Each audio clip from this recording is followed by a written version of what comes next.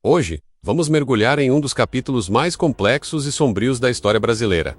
A ditadura militar. Foram 21 anos, 1964 a 1985, que deixaram marcas profundas na nossa sociedade. Para entender como chegamos a esse ponto, precisamos voltar um pouco no tempo. O Brasil vivia um período de grande agitação política, social e econômica. No início dos anos 60, o presidente era João Goulart, o Jango, e seu governo propunha as chamadas reformas de base, que incluíam a reforma agrária, tributária e educacional. Essas propostas geraram uma forte oposição de setores conservadores da sociedade, como grandes empresários, latifundiários e parte da classe média, que temiam que o Brasil estivesse caminhando para o comunismo. Esse medo era alimentado pelo contexto global da Guerra Fria, onde o mundo estava dividido entre os Estados Unidos e a União Soviética. A propaganda anticomunista era intensa e criava um clima de pânico e desconfiança. Manifestações como a Marcha da Família com Deus pela Liberdade reuniram milhares de pessoas contra o governo de Jango.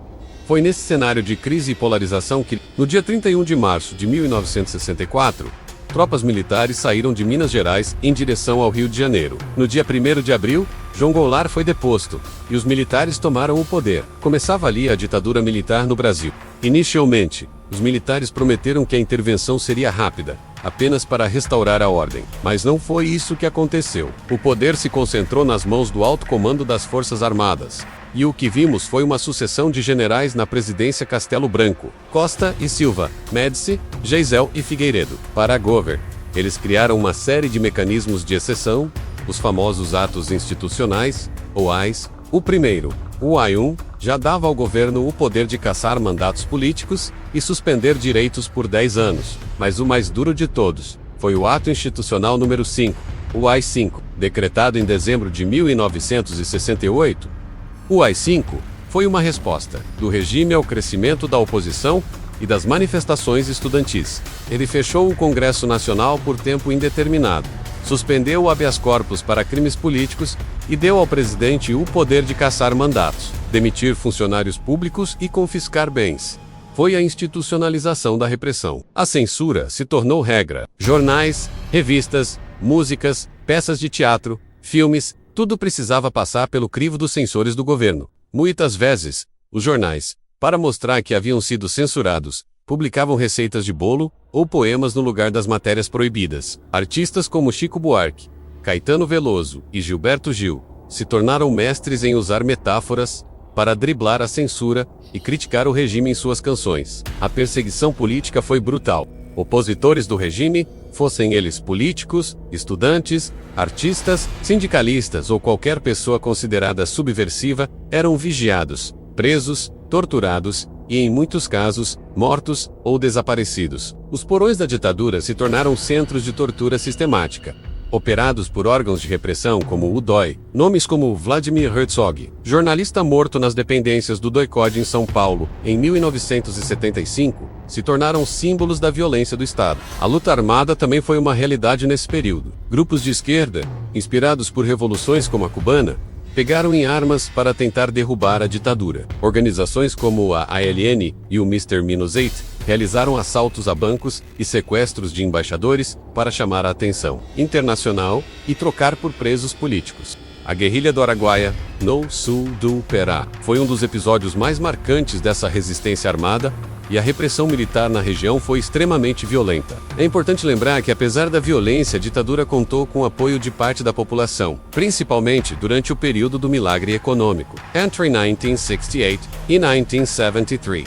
Nesses anos, o Brasil teve um crescimento impressionante do PIB.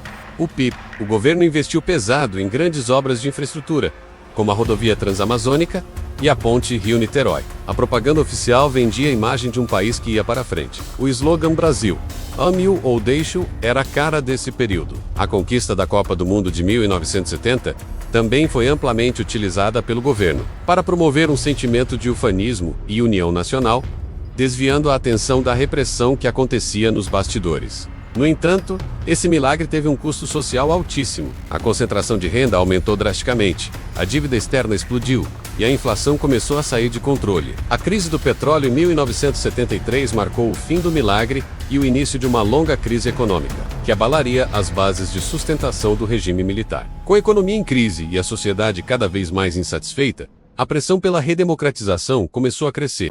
O general Ernesto Geisel, que assumiu em 1974, iniciou um projeto de abertura lenta, gradual e segura. Foi um processo cheio de avanços e recuos. Em 1978, o AI-5 foi revogado, um passo fundamental. No ano seguinte, em 1979, foi aprovada a Lei da Anistia. A Lei da Anistia permitiu a volta dos exilados políticos, mas também perdoou os crimes cometidos pelos agentes da ditadura, incluindo os torturadores. Essa é uma questão polêmica e debatida até hoje no Brasil. A sociedade civil começou a se reorganizar. Greves de operários no ABC Paulista, lideradas por um jovem sindicalista chamado Luiz Inácio Lula da Silva, mostraram a força do novo movimento sindical. A luta pela redemocratização ganhou as ruas de forma massiva, com a campanha das diretas já. Em 1984, milhões de brasileiros em todo o país participaram de comícios, exigindo o direito de votar diretamente para presidente. Apesar da enorme mobilização popular, a emenda que restabeleceria as eleições diretas foi derrotada no Congresso. A eleição para presidente em 1985 ainda foi indireta. O candidato da oposição, Tancredo Neves, foi eleito pelo Colégio Eleitoral, derrotando o candidato do regime, Paulo Maluf. A eleição de Tancredo foi um momento de grande euforia nacional, simbolizando o fim da ditadura. Tragicamente, ele adoeceu na véspera da posse e faleceu sem assumir o cargo. Quem assumiu a presidência foi seu vice, José Sarney, o primeiro presidente civil após 21 anos de regime militar. O fim da ditadura não apagou as cicatrizes. A Comissão Nacional da Verdade, instalada em 2012, documentou oficialmente 434 casos de mortes e desaparecimentos políticos. Mas sabemos que o número de vítimas foi muito maior. Estudar a ditadura militar é fundamental para entendermos o Brasil de hoje. É um exercício de memória, para que os erros do passado não se repitam. É sobre valorizar a democracia, a liberdade de expressão e os direitos humanos, conquistas que foram duramente reprimidas naquele período. É um capítulo doloroso, mas que precisa ser contado, debatido e lembrado. Sempre. Espero que este vídeo tenha ajudado a esclarecer um pouco mais sobre esse período tão importante da nossa história. Se você gostou, não se esqueça de deixar o seu like, compartilhar com os amigos e se inscrever no canal para mais conteúdos como este. E claro, deixe seu comentário aqui embaixo. Você conhecia todos esses detalhes? Qual parte mais te marcou? Vamos continuar essa conversa. Muito obrigado por assistir e até a próxima.